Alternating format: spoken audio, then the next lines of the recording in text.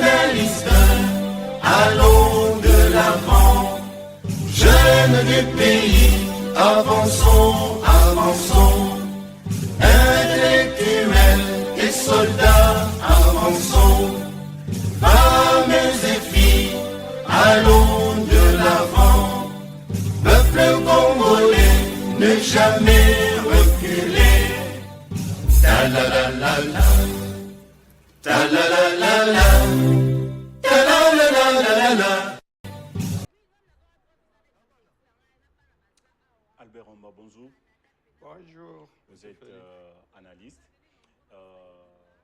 L'Union africaine a désigné le président togolais Faure Gnassingbé pour remplacer Lourenço qui occupe actuellement la présidence en exercice de l'Union africaine afin de poursuivre la médiation dans le conflit qui oppose la RDC et le Rwanda. D'abord, comment analysez-vous la personne de Gnassingbé qui a été désigné médiateur? Oui, le président togolais, c'est quand même un président qui a de la notoriété, c'est un président intègre qui pouvait mener de bonnes négociations.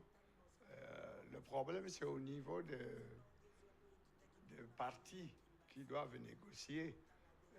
Vous verrez que le M23, au temps actuel, après tout ce qu'il a eu comme conquête, n'est plus dans le bain, n'est plus dans le système de négocier quoi que ce soit, parce que le M23 va monter les enchères. Il n'est plus dans la capacité de démobilisation, comme c'était prévu pour tous les groupes armés de la RDC dans les accords de Nairobi. Alors, on est allé, le président kenyan n'a pas pu réussir parce que le Rwanda n'a pas pu accéder à ces accords et on est allé en Angola avec le président Lourenço. Malheureusement, les négociations étaient menées jusqu'à un niveau où le Rwanda a décidé carrément d'envahir le territoire congolais.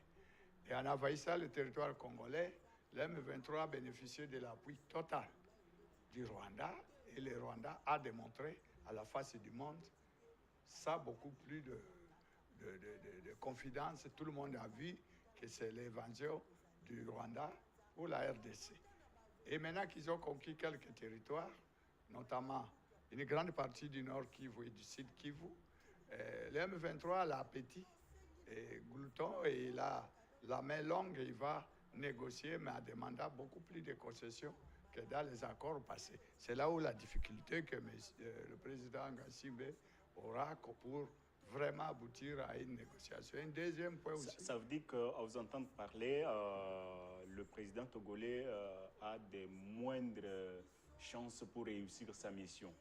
Oui, il a les moindres chances, comme je viens de le dire, parce que le M23 a acquis une certaine notoriété, ils ont conquis des territoires à RDC, et surtout que l'homme qui soutient, le président rwandais qui soutient le M23, lui n'a jamais respecté les accords signés entre les Africains, il n'a jamais respecté tout ce que les Africains font comme négociation. Et il cherche toujours des prétextes à la fin pour ne pas se signer. C'est ce qui me fait craindre que même la médiation du président Gnassingbé, ça risque d'aboutir dans le vide. Alors aujourd'hui, on a une multiplicité de médiations et même le président Gnassingbé sera assisté par quelques facilitateurs désignés par l'Union africaine. Alors, qu'est-ce qui traduit cette multiplicité des médiations autour du conflit dans l'Est de notre pays? Ben, on tâtonne. Parce que vous avez vu, il n'y a pas de médiation qui dépasse celle des Nations Unies. Si l'histoire se répète, c'est parce que le M23, en 2009, avec la commission,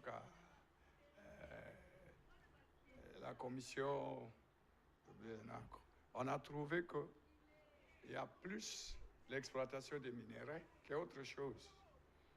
Et alors, pour arriver à ça, on a été obligé d'utiliser la force.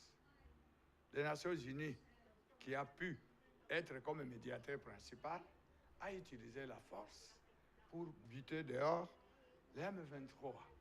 Après toutes ces négociations, je ne vois pas aujourd'hui les M23 qui a pris beaucoup d'arsenal que le Rwanda lui a fourni. Une rébellion, que ce soit en Afrique, je ne crois pas dans un pays, une rébellion comme le M23 a été équipée comme celui-ci. On a vu beaucoup de rébellions en Angola, en Afrique du Sud, par-ci, mais ils n'ont jamais eu du matériel que le M23 bénéficie. Donc, le Rwanda a investi tout son armement pour le M23, au profit du M23, parce qu'il sait derrière ça, il va profiter pour les minéraux du Congo. Alors, oui, allez-y. Alors, tout ce qui est comme négociation pour les Rwandais, c'est de la foutaise. Lui, c'est la pression et la pression militaire. La pression de la communauté internationale, et même malgré des sanctions, le Rwanda n'a pas pu fléchir. Même les mouvements rebelles. On a vu des sanctions de l'Allemagne, de la Belgique, des États-Unis, mais jusque-là, on ne sent pas sur le terrain les fruits ou les retombées de toutes ces sanctions. Qu'est-ce qui explique Oui, les retombées ne sont pas immédiates. Ça prendra du temps. Mais le Rwanda est fragilisé. Avec la diplomatie agissante que le président Tshisekedi a menée individuellement. Il a été partout. Il a essayé d'expliquer le fond du problème. Comme lui, j'utilise son terme, les M23, ce sont des patins, c'est-à-dire une coquille vide, d'après le président Félix Tshisekedi. C'est-à-dire c'est le Rwanda qui veut occuper le Congo. Et pour occuper le Congo, il faut trouver un prétexte dans le M23.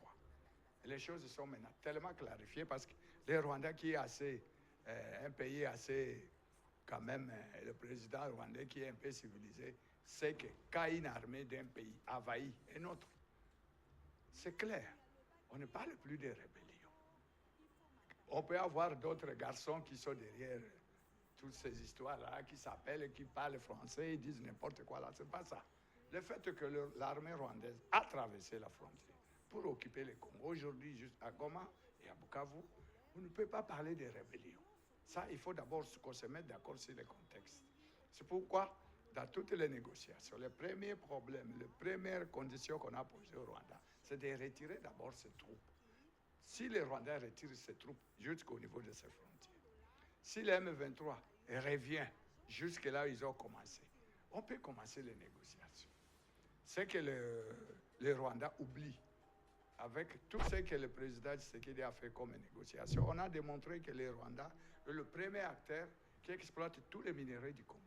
Donc, le Rwanda est un pays qui ne produit aucun minerai. Aujourd'hui, est sur la bourse mondiale et produit les minéraux. Vous comprenez? Donc, aujourd'hui, le Rwanda est dénudé.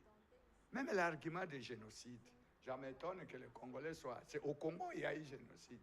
Parce qu'on a plus de 10, 20, 30 millions de Congolais qui sont morts depuis l'avènement du président Kagame au pouvoir. Prenez un peu, réfléchissez. Nous avons connu les Rwandais de 67 avec Jas Kram et Kayibanda. On a eu des petits problèmes. Mobutu a réglé ça. On a eu à Biérimana 24 ans. Jamais on a eu un problème avec les Rwandais. On n'a pas parlé des Tutsis, parce que les Tutsis, ça n'existe pas. Ils sont au Congo, ils sont au Rwanda, ils se promenaient, il n'y avait pas de problème. Les problèmes se posent en multitude avec l'arrivée du président Kagame au Rwanda. Quand il arrive, 1 million de population rwandaise vient au Congo. C'est le premier problème que le Congo a. C'est 1 million là de Rwandais qui sont venus. Le Congo a laissé, on dit, ok, ils sont venus avec Laurent Désiré Kabila, sous prétexte qu'ils doivent les pousser le plus loin possible. Et on les a poussés jusqu'au Gabon. Donc il n'y a aucune... Et mettez à tête que le Rwandais est venu au Congo plus de 5 fois, sous prétexte qu'ils viennent chasser les FDLR. Les FDLR qui n'existent plus. Les Rwandais... FDLR qui n'existent plus, mais la communauté internationale, au Conseil de sécurité des Nations Unies, on demande toujours à la RDC de ne plus collaborer avec les FDLR. La RDC, d'accord. La même communauté par la MONUSCO. Demandez à M. Kagame en 2002, il a précisé qu'il y a 15 000 FDLR au Congo. Parmi les 15 000, la MONUSCO a ramené au Rwanda 13 500. Si on fait les calculs, ça reste 1 500. Le gouvernement congolais de l'époque a rapatrié 2 600. Demandez à vos généraux pourquoi ils ne parlent pas. Demandez à vos politiciens, ils ont les chiffres. Si vous prenez 2 500 plus 13 500, vous avez combien? Au-delà de 15 000. Donc, M. Kagame ne peut pas parler. Une chose importante aujourd'hui, le M23, c'est quoi? C'est que les gens ne savent pas. Le M23, c'est le FDLR. OK? C'est le FDLR.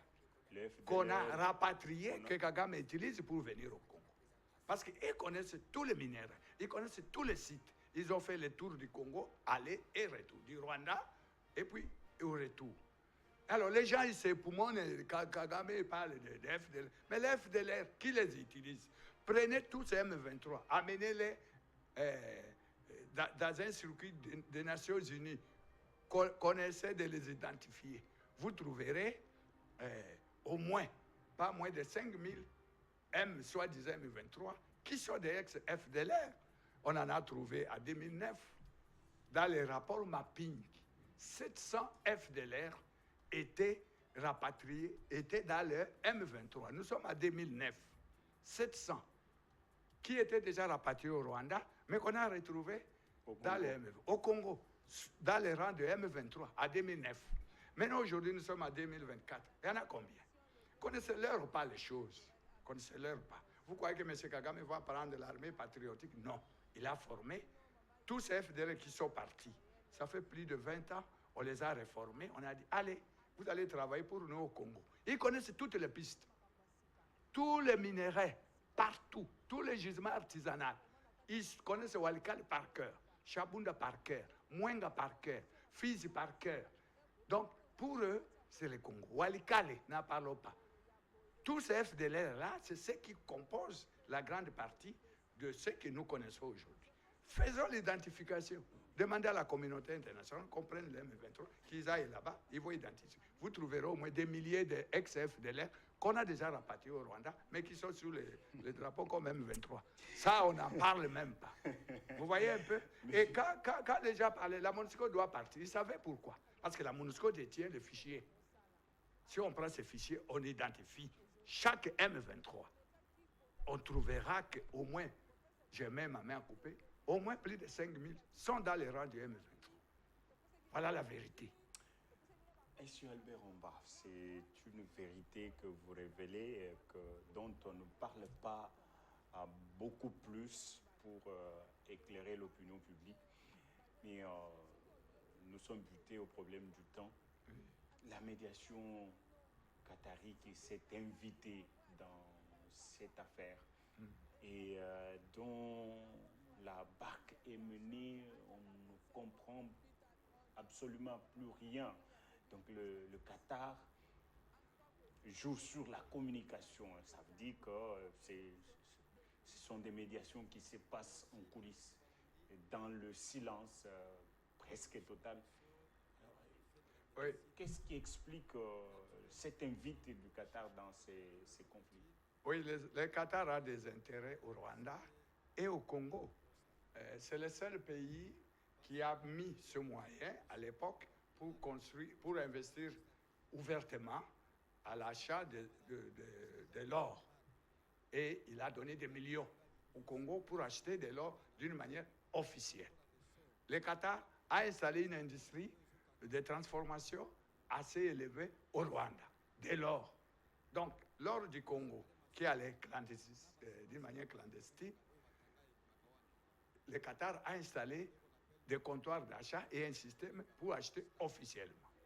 Alors, si le Congo et le Rwanda sont en guerre, le Qatar va perdre d'abord ses millions au Congo et son usine au Rwanda où il n'y aura plus rien. Il Il n'y aura plus d'or pour que le Rwanda puisse raffiner. Alors, le Qatar est obligé d'intervenir d'une manière assez douce parce que les Arabes, il ne faut pas la guerre, tout ça, mais il faut la médiation. Deuxième, c'est la fâcherie des Américains. OK? C'est la fâcherie. Si les Américains viennent directement, ça donne d'autres impressions.